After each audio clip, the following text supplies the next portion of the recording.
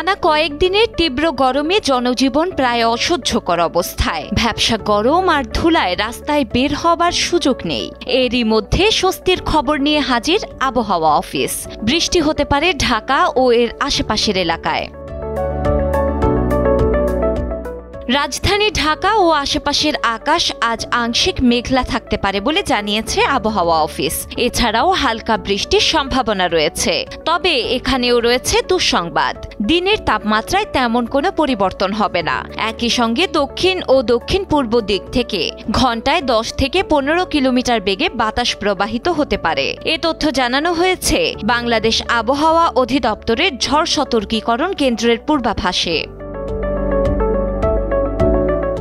তথ্য অনুযায়ী সকাল 7টা থেকে পরবর্তী 6 ঘন্টার জন্য ঢাকা ও পার্শ্ববর্তী এলাকার আকাশ সাময়িকভাবে আংশিক মেঘলা থাকতে পারে। হতে পারে হালকা বৃষ্টি। এছাড়া বৃহস্পতিবার সকাল 6টায় ঢাকার তাপমাত্রা রেকর্ড করলে দেখা যায় 27.9 ডিগ্রি সেলসিয়াস।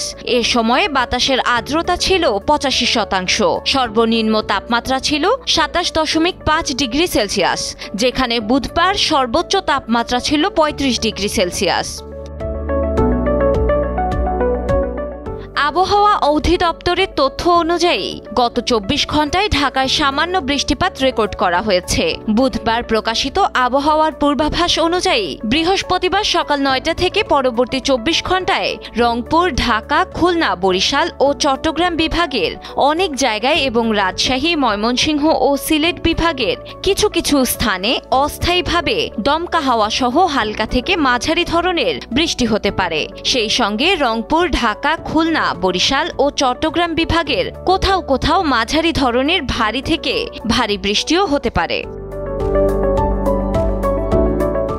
এই গরমে বৃষ্টির খবর যেন জনগণের জীবনে এনে দেয় স্বস্তি। তবে বৃষ্টি হলেও তাপমাত্রা অপরিবর্তিত থাকলে গরম না কমার সম্ভাবনাও রয়েছে। ডেস্ক রিপোর্ট, সময়ের আলো।